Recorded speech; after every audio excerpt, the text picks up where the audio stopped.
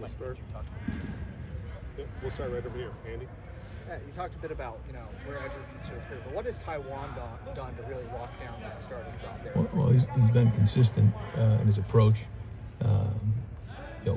Probably I think he graded out his best game that he's graded out so far this year against Washington. So I think his confidence is improving.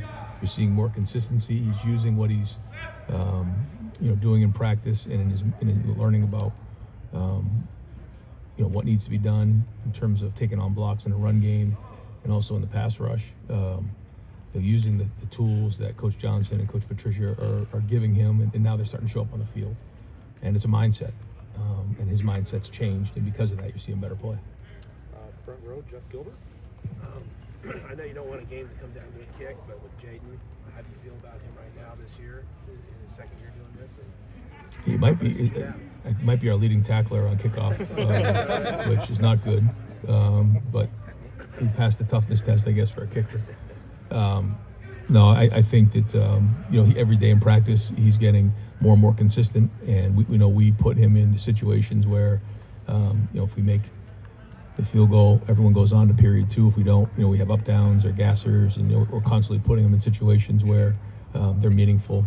And he keeps answering the call on those and proving that we can trust him in big moments. And that's what this is all about: is earning trust every day. And he's doing that with his teammates.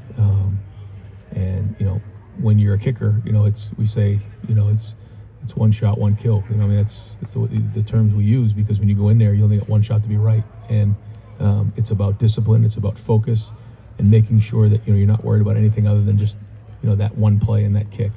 And he's shown that he's doing that. His confidence is getting higher and higher. And we're going to need him, because at some point this season it's going to come down to those types of plays, coming down to 1 point, one play, and we're going to need him. Tony Girdman. Ryan, you mentioned yesterday the desire for more explosives. When you look back at that Washington game, were there opportunities for that in the passing game that just didn't quite happen? Well, I think there's a lot that goes with it. There certainly were plays that were designed to push the ball down the field, but coverage dictated that we had to either check the ball down or the second part of the route or whatever it might be. So we're always going to look to create explosive plays, but we also have to take what the defense gives us and be willing to do that. I think just across the country, you're seeing a lot of defenses, with the number of plays going down, keep it in front, make them, drive the entire field, not give up explosive plays. I listened to Coach Fish's press conference, and it was like, we're just going to keep it in front and make them work the ball all the way down the field. I thought they had a good game plan. But we also had 16 plays over 10 yards, which is good. And if we're finishing off the drives, and we're really efficient, that's what matters the most. Which is a contrast to maybe where it was a few years ago when the clock stopped after first downs, when we were working more off a no huddle. The game was a little bit different, and you were seeing more plays and more points. But ultimately, it's about efficiency and winning the game. So it's all cyclical, but we're always looking to be explosive, as you know. Steve Hellwagon. Hey, Coach, back here. Hey, Steve. Julian, felt like you guys eased him into the game there last week, and in the second half, he was 8 of 9, I think, on that touchdown drive to start the second half. Do you feel like you passed the test in the first half, handling the hostile environment where you felt comfortable, and going forward, Illinois and some of the other games you're going to have? Yeah, I see what you guys see, and I think that's somebody who's building confidence every time he's out there, building confidence around the guys that are around him, his teammates, and so we're going to keep doing that. He knows the number one goal is to win the game, and that was the goal in the first one, the second one, the third one, the fourth one. And it'll be the same thing this week. But he's, like you said, the more and more things that we're going to put on his plate and ask him to do will increase. But he's taking care of the football, which is the most important thing, and winning games, and that's what we have to make sure we focus on here. All that being said, I do think that he's getting more and more comfortable in the offense, understands how we want to attack teams, and I think you're seeing that in his play. So great opportunity here on Saturday to keep building on that. To the left here, Doug Lesmerises. Ryan, it seems like there have been a couple guys that we've talked about kind of playing with an edge. Yeah. I think Davidson's come up that way. I think Philip Daniels, watching Montgomery play. What does that mean to you, and what do guys like that bring to a team? Well, it's funny when you have different people come watch you practice. You know, Greg Madison came out to practice today, which was great to see him, and just different people come. Coach Tressel was here yesterday, and just different people watch, and people who have been around football. You just ask their opinion, and this goes back to spring, in August, and then now, and just get a lot of feedback. You know, you guys, you have a good team, but you're a lot different than you were last year. Just different. And when you ask me, you know, what do you see? And I think I've said this for a while. It's an edgy group. They're competitive. They go after it every day. And there was a point in the spring where we had to stop practice and just we had to run 53s because there were fights breaking out in practice. And that's not a good thing for discipline. But it did show that these guys, you know, they're edgy and they like to compete. And that's something that we want to have as an identity. And I think you're seeing that with this group. Now we have to understand that, you know, we can't have penalties and we have to be disciplined, but these guys are going to back down to nobody. And they like playing, and they got an edge and chip on their shoulder, and that's the way we have to be. Got time for two more, also? And I'll just go back to that too. I think it's important. I believe this, and I share this with the guys every day. The most desperate and hungry team is going to win every Saturday.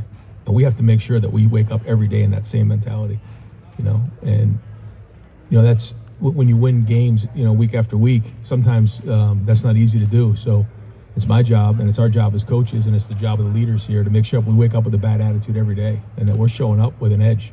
And it's okay if you piss somebody off once in a while because that's how you have to play this game. You know, this game is not played any other way. And that's the way we have to practice. And if we're practicing that way, we're going to play that way. I would think it could be hard for defending national champs to be the most desperate hungry team. It's a mindset.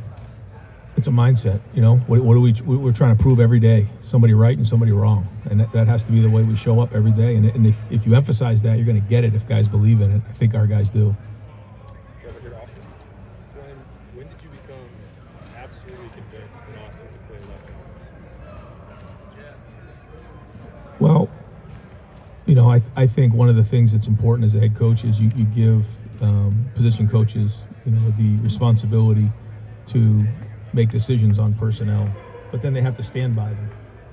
And it's you know, it's my job to make sure I'm challenging constantly who's in the game, if we're making the right decisions, if we believe in the scheme. And you know, typically if somebody sort of, you know, backs down, then I know that they don't believe in it. If somebody pounds the table and says, no, I believe in this, that's what I want to hear as a head coach. Somebody that believes in what they're doing and has conviction. And Tyler Bowen had conviction that Austin would be our best left tackle. And then over time, just like anything, Austin built trust in the coaching staff and his teammates that he was doing his job every play. And when you don't notice somebody, that means they're doing their job in the offensive line. And Austin is a captain. Austin's an Iron Buckeye. And he earned the respect of the team in the offseason, and he's earned the respect of his team now on the field with his play. Last question to Bill. Luke Montgomery was the offensive player for the game last week. What has he done? Yep. So obviously, he's been the left guard all year. How well is he playing? How important has he been? Yeah, I think Luke and Carson were both the players of the game, which has never happened before here. But I felt like on the road, they handled themselves like pros. You know, Luke was looking back to get the signal. His back is to the defense. Carson is making the calls in a loud environment. And the two of them, I thought, handled that excellent. And I thought it had to do with their approach going into the bye week and the way they handled it. And that took a lot of pressure off of everybody, including the quarterback. And so I think for Luke, once he got his opportunity there in the playoffs, he took it and ran. And he had an edge. He had some competitiveness. Like, he'd come off the field and you know, start throwing me around. You know, I mean, you just love that as a coach. And he played that way through the playoffs. He's built his confidence up in the offseason, in the weight room, and you're starting to see him play his best football right now. All right, Coach, Thanks, thank you. guys. Yep. Thanks, Ryan.